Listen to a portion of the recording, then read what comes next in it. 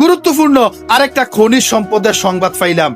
সেটা হচ্ছে আপনি যদি যত খোঁচাইবেন, যত ঘাটাঘাটি করবেন, অথই আসলে নতুন নতুন তথ্য পাবেন, নতুন নতুন খনিজ সম্পদের আবিষ্কার দিল আছে, সম্ভাবনার দ্বার উন্মোচন হয়ে আছে, এমন সংবাদ কিন্তু ঠিকই পাইয়া যাইবেন। আমি ইতিমধ্যে আরেকটা নতুন খনিজ সম্পদের সংবাদ পাইছি। সেটা হচ্ছে গাজীপুরের কাপাসিয়ায় লোহাদি গ্রাম। এই গ্রামটার নাম লোহাদিয়ায় শুরু হয়ে গেছে। এই গ্রামটার নাম ছিল না ব্রিটিশ আমলে, সেই মুঘল আমলে এইখানে লোহার খনির আবিষ্কার হয়েছিল। এখান থেকে লোহার বিভিন্ন রকম আখরিক পাওয়া গেছিল।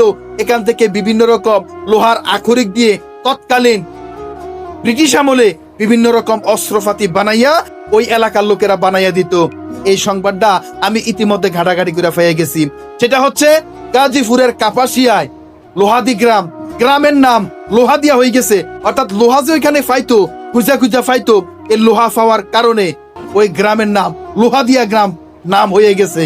এখনো ওখানে বিভিন্ন রকম জঙ্গল, বিভিন্ন রকম যে জায়গাগুলো আছে, এগুলোতে লোহার স্তূপ দেখা যায়। পাড়ি দিলে টন টন আওয়াজ হয়, লোহার মতো আওয়াজ হয়। এখন ওই গাজীপুরের কাপাসিয়া লোহাদি গ্রামটা, পুরাটা গ্রাম নাকি লোহা দিয়ে ঢাকা।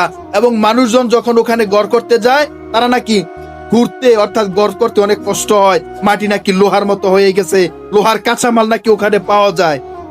দর্শক, এই যে বাংলাদেশের সম্ভাবনার দেশ, বিভিন্ন জায়গায় জায়গায় বিভিন্ন খনিজ পদার্থগুলো আছে, এগুলো আমাদের সরকার অবশ্যই যদি উত্তোলনের চেষ্টা চালায়, অবশ্যই আমার মনে হয় এই গাজীপুরের কাপাসিয়ায় লোহাদি গ্রামে অবশ্যই লোহার খনিজ পাওয়া যাবে, পেয়ে থাকবে ইনশাল্লাহ। তবে আমরা আমাদের সরকারের সদিচ্ছার কারণেই আসলে এগুলো পাচ্ছি না। বিভিন্ন খনিজ পদার্থের সংবাদগুলো আমরা পেয়ে থাকলেও ওখান থেকে বিভিন্ন ধরনের খনিজ পদার্থগুলো উত্তোলন করতে পারছি না। এটা আমাদের ব্যর্থতা, এটা আমাদের অযোগ্যতা। আমরা শুধু আছি ৭১ নিয়ে, আমরা শুধু আছি ৭২ নিয়ে, আমরা শুধু আছি ৬৯ নিয়ে, আমরা আছি ৫২ নিয়ে, আমরা আছি ব্রিটিশ নিয়ে, আমরা আছি ২৪ নিয়ে। এগুলো করতে করতে আমাদের দেশ একবারে তলানিতে গেছে। আমি উদাত্ত আহ্বান রাখবো বাংলাদেশের দায়িত্বশীলদের কাছে, এগুলো বাদ দিয়ে বাংলাদেশের খনিজ পদার্থ, বাংলাদেশের খনিজ সম্পদগুলোর দিকে দৃষ্টি দেন, এগুলো উত্তোলনের চেষ্টা করেন। তাহলেই কেবল একমাত্র বাংলাদেশের ভাগ্য উন্নয়ন সম্ভব। এই দেশে ৭১ কেউ খায়ও না, গায়েও দেয় না। এই দেশে ২৪ কেউ খায়ও না, গায়েও দেয় না। এই দেশে ৫২ কেউ খায়ও না, গায়েও দেয় না। যা হয়েছে হয়ে গেছে। এখন আমরা স্বয়ংসম্পূর্ণ স্বাধীন রাষ্ট্র।